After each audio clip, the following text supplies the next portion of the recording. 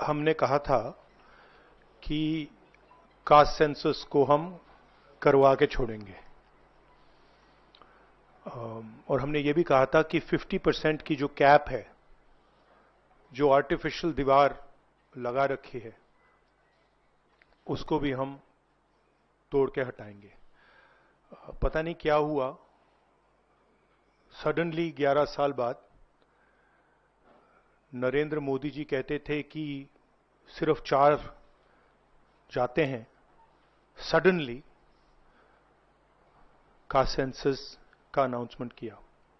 हम इसको सपोर्ट करते हैं, पूरी तरह सपोर्ट करते हैं, मगर हम टाइमलाइन चाहते हैं। हम जानना चाहते हैं ये कब तक होगा, और ये एक पहला कदम है। तेलंगाना एक मॉडल बना है कास्ट सेंसस के लिए, और वो ब्लूप्रिंट बन सकती है। और कास्ट सेंसस को डिजाइन करने में हमारा पूरा सरकार को ऑफर है, पूरा समर्थन है कि हम डिजाइन करेंगे, क्योंकि डिजाइन बहुत जरूरी है। क्योंकि 2 एग्जाम्पल्स हैं, एक बिहार का डिजाइन है, दूसरा तेलंगाना का डिजाइन है, उसमें जमीन आसमान का फर्क है। और मैं दोहराना चाहता हूं कि कास्ट सेंसस पहला कदम है। हमारा जो विजन है, एक बिल्कुल नया डेवलपमेंट का, विकास का पैराडाइम हम कास्ट सेंसस के माध्यम से लाना चाहते हैं। सिर्फ रिजर्वेशंस नहीं, मगर हम सेंट्रल सवाल पूछ रहे हैं कि चाहे ओबीसीज हों, दलित्स हों, आदिवासी हों, उनकी देश में कितनी भागीदारी है।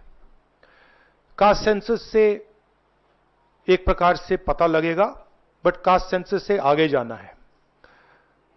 हमारे इंस्टीट्यूशंस में, संस्थाओं में इनकी कहां कहां पार्टिसिपेशन है, पावर स्ट्रक्चर जो है उधर कितनी पार्टिसिपेशन है, ये नेक्स्ट स्टेप है। और हम चाहते हैं कि इस डायरेक्शन में कास्ट सेंसस जाए। हमने एक और चीज कही थी, कांग्रेस पार्टी ने रेज की थी, मैनिफेस्टो में भी था, article 15(5). Article 15(5) is reservation in private education institutions.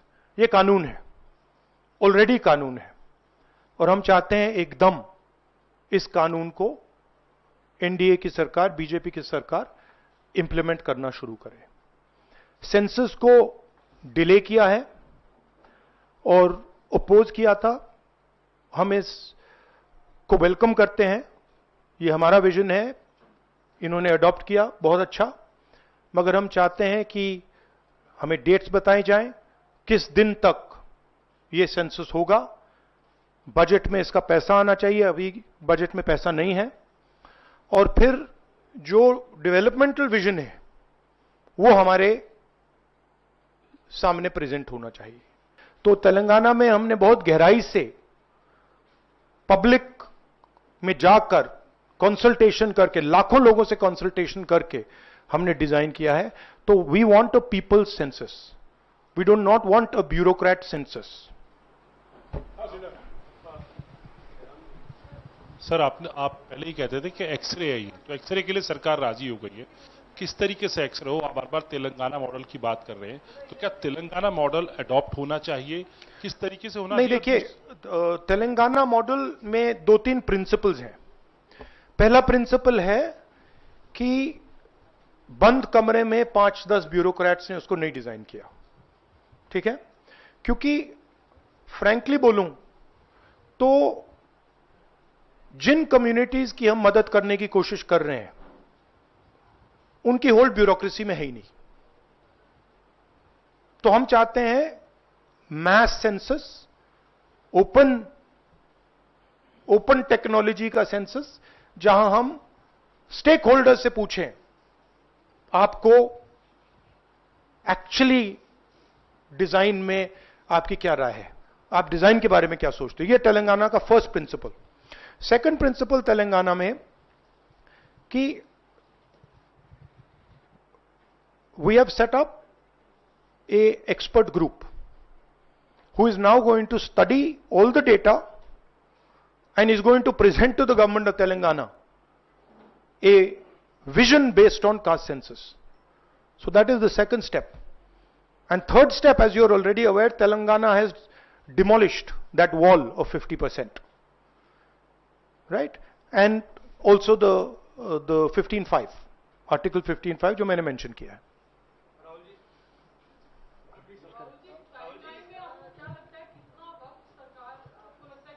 मुझे लगता है, मेरी इमीडिएट सस्पिशन है कि ये वो वुमेन्स बिल वाली स्ट्रेटजी टाइमलाइन वाली है, but I hope that better sense prevails.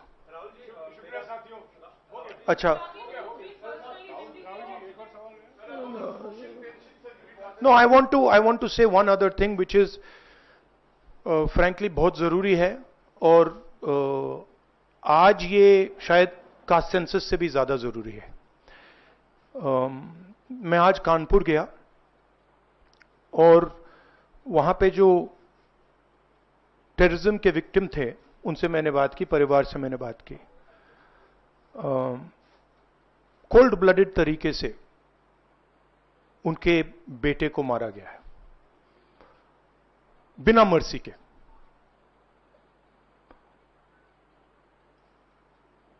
और 28 लोगों को ऐसे मारा गया है, बहुत सारे लोग घायल हुए हैं.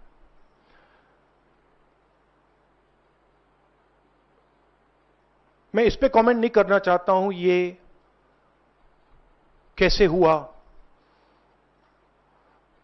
मैं सिर्फ ये कहना चाहता हूं कि जिन लोगों ने ये किया है,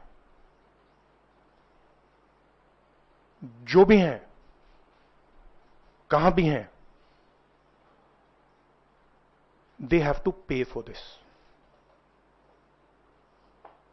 and they have to pay for it properly, not in some half-hearted way, ऐसे आलतू फालतू तरीके से नहीं. they have to pay for it properly, कि इनको याद रहे कि हिंदुस्तान के साथ ये नहीं किया जा सकता है. हमने क्लियरली ऑपोजिशन की और सरकार की मीटिंग में क्लियर हमने लाइन दी है, यूनानिमस लाइन, कि जो हुआ है एक्सेप्टेबल नहीं है. और पूरा का पूरा ऑपोजिशन 100% सपोर्ट सरकार को देगा और दे रहा है.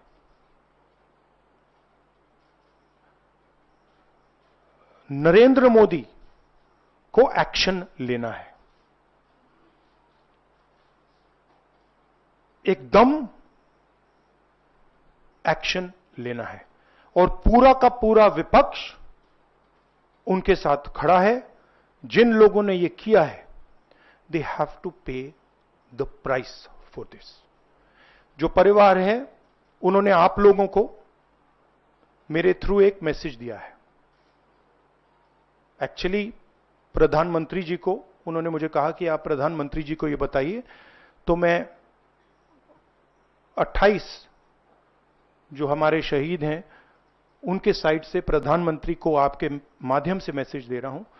प्रधानमंत्री जी, उन्होंने कहा है कि हमारे जो बच्चे हैं वो शहीद हुए हैं, हम चाहते हैं कि आप उनको शहीद का दर्जा दीजिए, रिस्पेक्ट दीजिए. ये मैं कहना चाहता था. आप सबका बहुत बहुत धन्यवाद. Thank you. शुक्रिया राहुल जी, शुक्रिया शुक्रिया शुक्रिया शुक्रिया Rahul ji. We are saying, I am saying that 28 people have been killed in cold blood. Okay? It is pretty clear who is responsible for this. The people who are responsible for this must pay a price. The Prime Minister has to take action. Right? And the action has to be clear,